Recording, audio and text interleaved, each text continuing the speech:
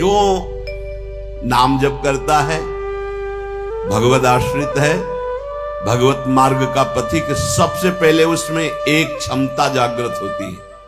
क्या? ये द्वंद्व है, शत्रु और मित्र में समान भाव, मान और अपमान में समान भाव, लाभ और हानि में समान भाव, सुख और दुख में समान भाव, निंदा और स्तुति में समान भाव।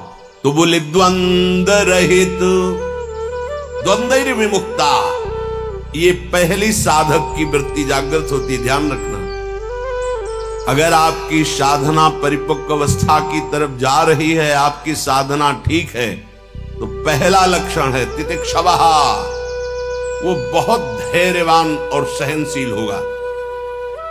सुख दुख, लाभ हानि, मान अपमान, निंदा स्तुति, इसमें वो समान भाव रखेगा। चलो हमारी स्थिति ऐसी नहीं, लेकिन हमें सुनने को मिला तो समान भाव रखने की चेष्टा तो करें। पूज्यपाद श्री उड़िया बाबा जी महाराज, यदि तुमसे कोई द्वेष करता है और तुम्हें भगवत प्राप्ति करनी, तो वो जब दिखाई दे तो उसके चरणों में प्रणाम करो। अगर पास से निकले तो राधे श्याम, वो भले ना बोले, अगर तुम ऐसा किए तो उसके बैठे हृदय में जो श्री भगवान हैं वो मिल जाएंगे तुम्हारे। अगर तुम्हारी दृष्टि दोषयुक्त हुई तो कर लो भजन, जब तक वो नहीं मिटाओगे तब तक भगवत प्राप्ति नहीं होगी। हरिवंश नाम लीन जे अजात शत्रु ते सदा, ये शुद्ध परमार्थ अध्यात्म की चर्चा है। यहां व्यवहार को भी अध्यात्म बनाया जाता है। प्रयत्न करो सहने का, मिटाने का। क्या गाली दे रहा है कोई, श्रवणेंद्रिय ने सुना, मन में जाके दाह पैदा है, ये नहीं, मेरे भगवान अपने समीप मुझे ऊंचाई देना चाहते हैं, प्रेम की ऊंचाई, ज्ञान की ऊंचाई, इसलिए ये कटु वचन बुलवा रहे हैं, मुझे सहन करना है। राधा राधा राधा, आगे निकल गए। जो सुख दुख, मान अपमान, लाभ हानि आदि द्वंद्वों को सह जाता है, देख लो, यहां लड़ना नहीं है, भक्ति सहना सिखाती। बोले कब तक सहेंगे? जब तक भगवान न मिल जाए। बोले वो तो बहुत ही दुष्ट हो जाएगा, अगर हर बार सहेंगे तो अगली बार और बढ़ के आएगा। कदापि नहीं। जो अपराध भक्त कर करे, राम रोष पावक सो जरे, तुम सहो आग उधर लग जाएगी। उमा क्षमा सापौते भारी, अपने कर्म जाय अपकारी। तुम अपने को बचाओ, मालिक देख रहा है, वो ऐसा हिसाब करेगा। एक नवयुवक था जिसकी देखो हंसी उड़ाता था, बहुत परेशान करता था। एक भगत जी निकले उनके से, तो दाढ़ी मुछ को लेकर बहुत उपहास किया। 2 रुपए निकाले दिए, उसको लगा पीछे आ रहे थे आर्मी के। फिर उनका उपहास गिरा के 10-5 लाख थप्पड़ मारे ना, वो जो 2 रुपए दिए थे ना, हिसाब हो गया।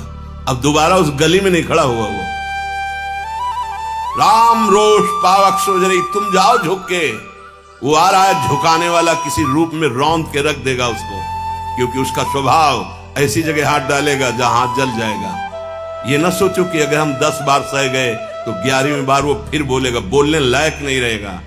जो अपराध भक्त कर करे, राम रोष पावक सोजरी, तुम्हारा कर्तव्य सहन करना और मालिक का कर्तव्य हिसाब करना। एक साधु जा रहे थे, गंगा किनारे भ्रमण कर रहे थे, तो छड़ी रखते, सोटा लंगोटा लोटा ये साधु के पास रहता है, तो सोटा लिए हुए थे और अपनी मस्ती में जा रहे थे। ऐसे पीछे धोबी कपड़ा धो धो के ऐसे सब फैलाए हुए था सूखने के लिए। उसने देखा इतनी मेहनत से तो हम धो रहे हैं, और बाबा जी रौंदता चला जा रहा है। तो जिससे धोआ वो पीटने वाला डंडा, वही दौड़ा लेके रुक्मिणी जी के पास भगवान बैठे, विनोद तत्काल सुदर्शन चक्र, फिर ऐसे शांत हो गए। तो रुक्मिणी जी ने कहा, प्रभु जरूर ये स्थिति किसी भक्त पर संकट आने पे होती है, रुक क्यों गए? बोले उसके पास लाठी थी, उसने हिसाब कर दिया। 2-3 डंडे बाबा जी ने मारे और 2-4 डंडे धोबी ने मारे, तो दोनों धोबी है इसीलिए मर गए। हाँ, अगर वो सर झुका देता तो वहां द्वारिकाधीश का सुदर्शन चक्र सेकंड के कम हिस्से में उपस्थित हो जाता। सर्वव्यापी तत्व है भगवान के पार्षद। जैसे नारायण निकला और वहीं हरि पार्षद प्रकट हो गए। आप अगर डंडे चलाओगे ना तो हिसाब किताब आपका भारी पड़ जाएगा। अगर आपने सर झुका दिया तो वो हर समय तुम्हें देख रहा। कोई क्षण ऐसा नहीं, कोई जगह ऐसी नहीं जहां उसके नेत्र न हो। हाँ, विश्व तच्चक्षुर, पूरे विश्व में उसके नेत्र विराजमान हैं। सहना सीखो। यदि आगे बढ़ना है तो सहना सीखो। हमारी बात मान लेना। अगर मान लोगे तो जान जाओगे कि इसका रहस्य क्या है। जो सह गया तो भगवान को प्राप्त हो गया। जितना सहोगे उतने महान बनते चले जाओगे। ये शिक्षा हमको एक शराबी ने दी थी। वैकुंठ धाम ब्रह्मावर्त बिठोर ले गया। एकांत में ठाकुर जी के श्री विग्रह को दिखाया और नीचे के संगमरमर को दिखाया और कहा देखो यही संगमरमर तिल तिल काटा गया, टूटा नहीं तो आज भगवान बन करके आरती होती है। ए बाबा जी बना टूटना नहीं, चाहे जितना कष्ट आवे। सहनशीलता, सहनशील, आशय, उदार, धीरज सहित विवेकी, विवेकवान, धैर्यवान, सहनशील महात्मा होता है। चाहे गृहस्थ हो या विरक्त हो, भगवत मार्ग का पथिक ये नाना प्रकार की कुचेष्टाएं करने पर दुखी या व्यथित होकर कुचेष्टा नहीं कर बैठता है। द्वंद्व रहित। आगे गतमान, ये जो अभिमान और ममता सर्वनाश कर देती है। भगवत मार्ग का उपासक उस अभिमान का सर्वनाश कर देता है। नहीं, किसी भी बात का अभिमान नहीं। सच्ची कहते हैं जिस क्षण प्रभु बुलवाना ना चाहे तो एक शब्द भी नहीं आता हृदय में। कई बार हृदय से एकदम शून्य, खाली। अब न कोई प्रश्न का उत्तर है, न कोई प्रश्न है, न कोई वार्ता है। वो दे रहे हैं तो हो रही है, और वो ना दे तो का बोलने की हिम्मत नहीं है। शब्द और शास्त्र ज्ञान और व्याख्या तो अलग जाने दो, वही बुलवा रहे, वही सत्य चेष्टा करा रहे। इस सतमार्ग पहाड़ पे चलना है, ये हमारे चढ़ने की योग्यता नहीं, पर वो वाचालम बना देते हैं। मूक को पंगु से पहाड़ चढ़ा देते हैं। सांप का छोटा बच्चा गरुड़ को पछाड़ दे, राम कृपा हो जाए, हाँ तो लघु ब्याल गरुड़ को खा जाए, ऐसी सामर्थ्य पैदा कर दे भगवान। सब कुछ भगवान की सामर्थ्य से सत मार्ग का होता है। सब कुछ हमारे अहंकार से असत मार्ग का होता है। अहंकार त्यागी, सत मार्ग का अनुरागी। अहंकार युक्त तो कहेगा जरूर भगवान की सामर्थ्य से हो रहा है, पर अहंकार वासनाओं का खेल खिला के पाप करेगा।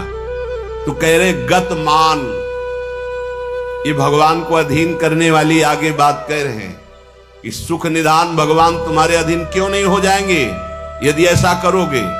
पहला, मान अपमान, दुख सुख, लाभ हानि में समान भाव। दूसरा, मान को स्वीकार मत करो। ये देहाभिमानी पुरुषों के द्वारा किया हुआ प्रणाम नमस्कार, ये देहाभिमान को पुष्ट करने वाली अविद्या की एक नई चाल है। उनके हृदय में विराजमान सच्चिदानंद भगवान को देखते हुए इसे विनोद में उड़ा दो। विनोद में, मैं जान रहा हूं प्रभु अब नहीं फंसेंगे, गुरु कृपा हो गई। आपका ये प्रणाम नमस्कार फांस नहीं सकता। नाथ आप तो हमारे स्वामी हो, अब नहीं। लाखों प्रणाम दंडवत हो रहे, लेकिन नहीं, वो तुम्हारी प्रणाम दंडवत नहीं हो रही, तुम्हें फंसाया जा रहा है। आखिरी खाई है यश कीर्ति मान। नहीं, हे सच्चिदानंद गुरुदेव, आप सब रूपों में काहे को मजाक कर रहे हो प्रभु, आप ही तो विराजमान हो। नाथ कोई नहीं फंसा पाएगा।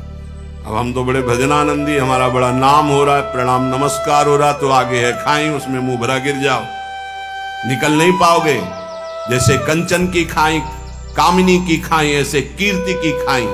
तो गत मान, सबहि मान प्रदापमानी, सबके चरणों में बंधन भक्ति, मेरे नाथ इन सब रूपों में विराजमान। वो प्रणाम कर रहे हैं, नमस्कार कर रहे हैं, वो जय बोल रहे हैं, ये उनकी महानता है। वो अपने हृदय की स्थिति के अनुसार बर्ताव कर।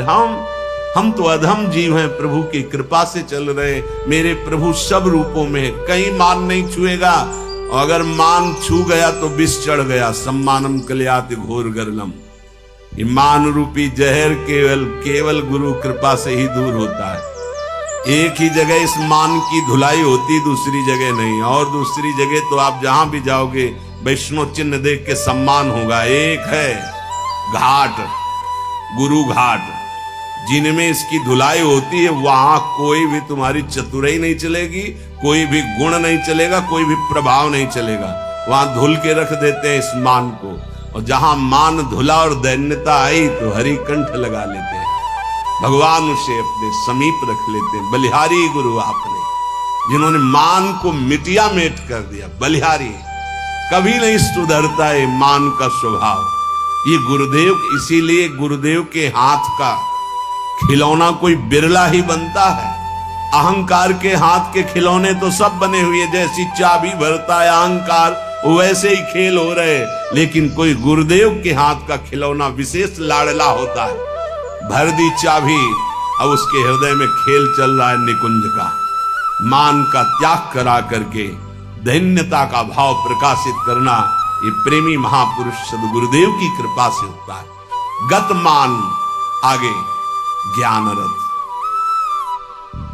ज्ञान किस बात का? एक क्षण भी प्रभु का स्मरण न छूटे, इससे बड़ा कोई ज्ञान नहीं। बात पकड़ लो। तुम्हें कुछ आता हो या ना आता हो, बस राम कृष्ण हरि राधा राधा बोलना आता है, इससे बड़ा कोई ज्ञान नहीं है। ये भगवद स्मृति है। यस्य स्मरण मात्रेण जन्म संसार बंधनात् विमुच्यते, नमस्तस्मै विष्णवे प्रभु विष्णवे। जिनका स्मरण मात्र जन्म मरण बंधन से मुक्त कर देता है।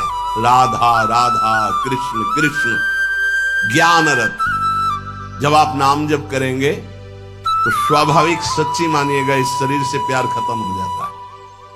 ये बहुत व्यवस्थित भगवान की कृपा से चलता है, पर इससे राग नहीं रहता। पुराने कपड़े से जैसे तुम्हारा कोई राग नहीं रहता, फेंक देते हो कूड़ा में, ऐसे ही इस शरीर से ज्ञान रत उपासक को कोई संबंध नहीं रहता। बिल्कुल समझ लेना। जैसे कबाड़ में पड़ी हुई गाड़ी से ध्यान आएगा, ऐसे गया, पर आपकी रति नहीं होगी क्योंकि बेकार हो गई है। ऐसे हर समय उपासक की दृष्टि में गाड़ी, ये जो पांच भौतिक गाड़ी, ये केवल भगवत प्राप्ति के लिए है। अगर ज्ञान प्रकट हो गया तो इससे कोई रति नहीं रहती, इससे कोई अपना शरीर का राग मिट जाना ही सब ज्ञान है। भगवान नाम में रुचि हो जाना ही सब ज्ञान है। बस दो बात समझ लो, जितना इससे तुम प्रेम करोगे उतना ही पापाचरण होगा, और जितना नाम से प्रेम करोगे उतना ही इससे वैराग्य होगा, और आप दिव्य उन्नति को प्राप्त हो जाएंगे। ज्ञान रथ, सच्चा ज्ञान। मैं भगवत स्वरूप हूं। ये मैं शब्द अंतःकरण से निकलता है। बस स्वरूप हूं है, मैं के साथ हूं है, नहीं तो स्वरूप। बस स्वरूप, मैं स्वरूप हूं, ये अंतःकरण धर्म से निकल रहा है। केवल है स्वरूप, ये है, वहां कोई और शब्द नहीं जुड़ता। न मैं न हूं, वो है, वही है, वो भी खत्म, केवल है। यह है पूर्णता, ज्ञान की पूर्णता, भक्ति की पूर्णता है। कौन? गोविंद, गुरुदेव, किशोरी जी है। बिरत खटाई नाना कस। जैसे कुछ धातुएं होती, उनमें खटाई डालते तो बहुत जहरीली हो जाती है, ऐसे ही उपासक को हर भोग दिखाई देता जहरीला। ब्रह्मादिक के भोग सब विषम लागत ताई। तो कहे फिर सुख क्या उसको मिलता?